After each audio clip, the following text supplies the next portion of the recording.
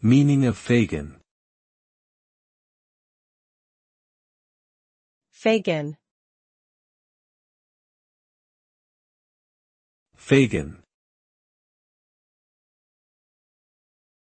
Fagin.